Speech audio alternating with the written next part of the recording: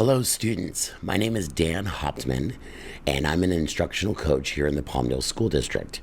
So, I started my career off over at Mesquite Elementary as a fifth grade teacher, and then moved over to Tumbleweed, continuing in fifth grade. And from Tumbleweed, I became an instructional coach. So I'm a little bit different than what your normal coaches are.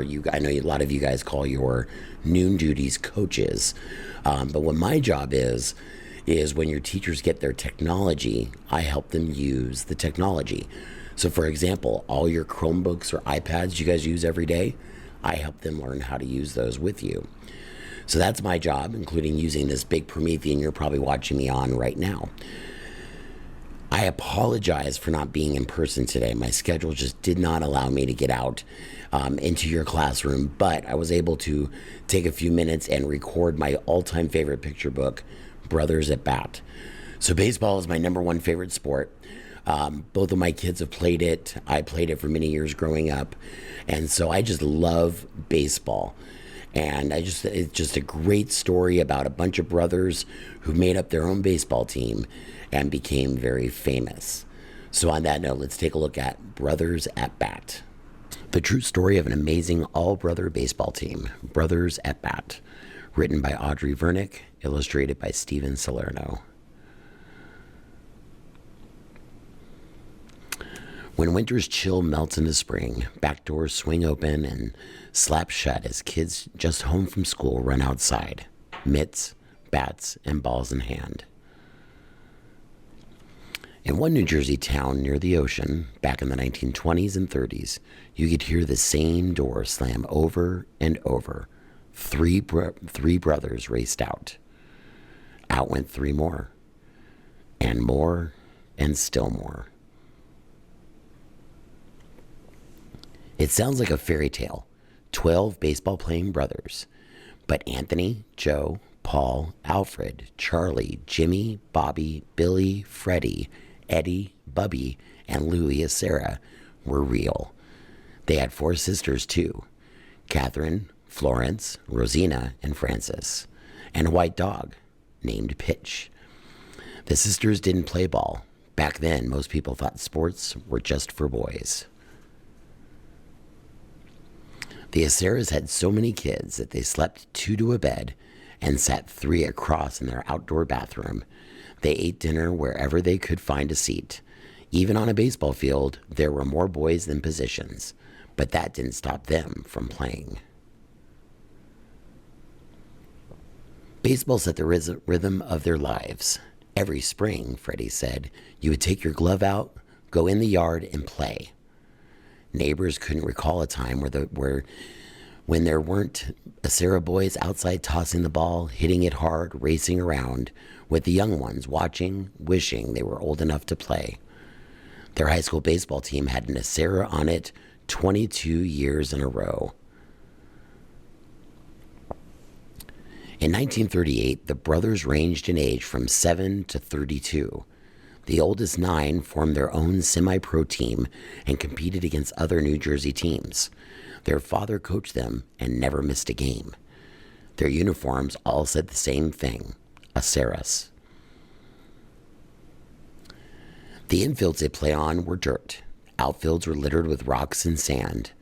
The brothers loved to talk about the day they played at the old dog track, an oceanfront stadium that had once been an auto raceway.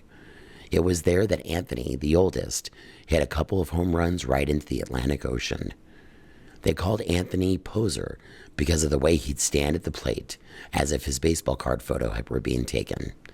Charlie, the fifth oldest, was the slowest brother. He was a good player, but a terrible runner. The brothers often joked about the time he hit a ball nearly out of the park, but only made it to second. Jimmy, the sixth brother, had a knuckleball people still talk about. You couldn't hit it, Eddie said. You couldn't catch it either. That ball danced in the air. Jimmy was a great hitter, too, probably the best player on the team. But there was no jealousy, no rivalry, no fighting.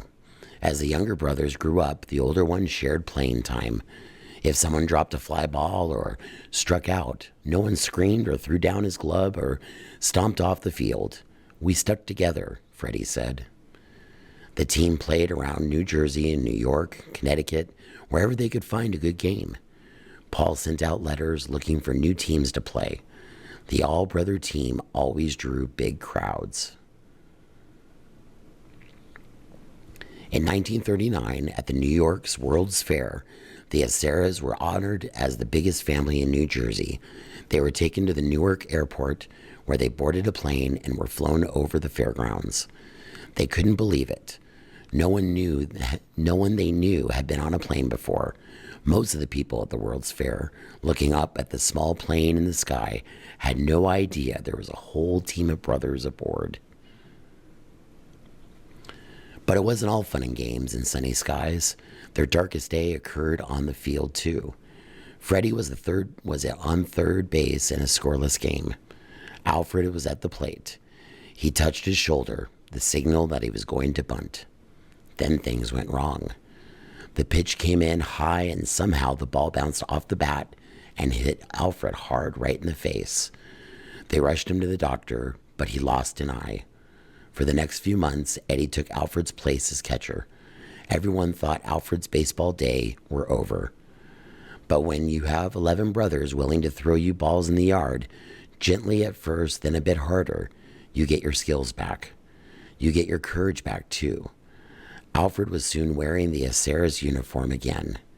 He was a pretty good catcher for a guy with one eye, Freddie said. In the 1940s, something pulled the brothers' attention away from baseball. American soldiers were fighting in the Second World War across the Atlantic. That same huge ocean Poser had hit baseballs into.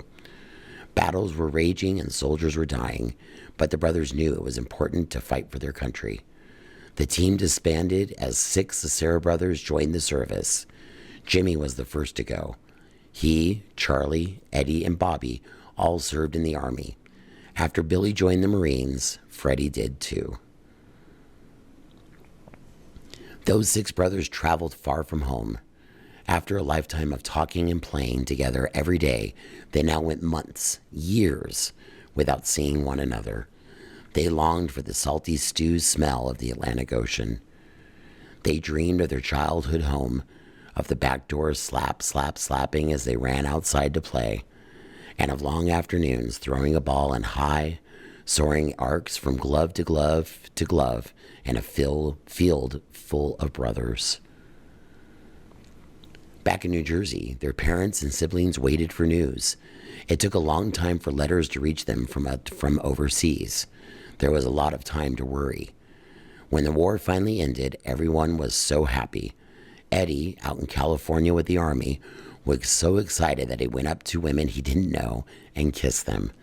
Many American soldiers died in World War II, but the Aceras were very lucky. One by one, all 6 brothers returned from their time in the service. Mama Accera cried each time a boy walked in the door. By the summer of 1946, the family was ready to get back to baseball. They were all older, of course, and Poser's heart had grown weak, so now he coached the team.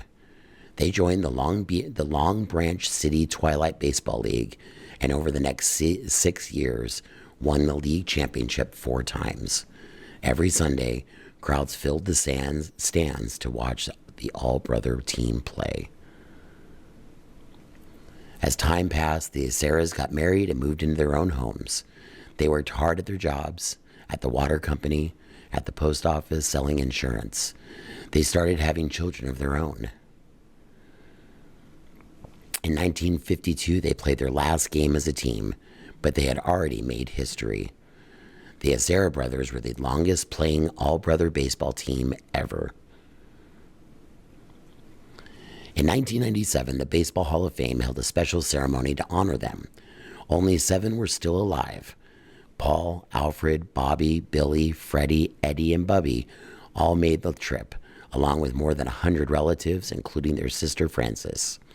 Jimmy's son donated his father's uniform and glove, which were put on display right there in the same museum that honored Babe Ruth and Ty Cobb and Willie Mays.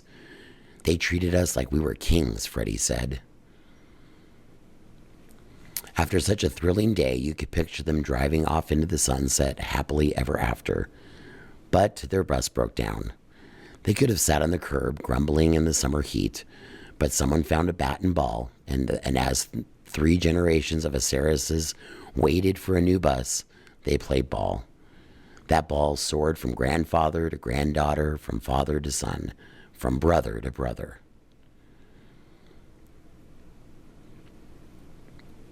One of my favorite books of all time. So I hope you enjoyed the story, and I hope to see you guys very soon. Take it easy, guys. Have a great read across America.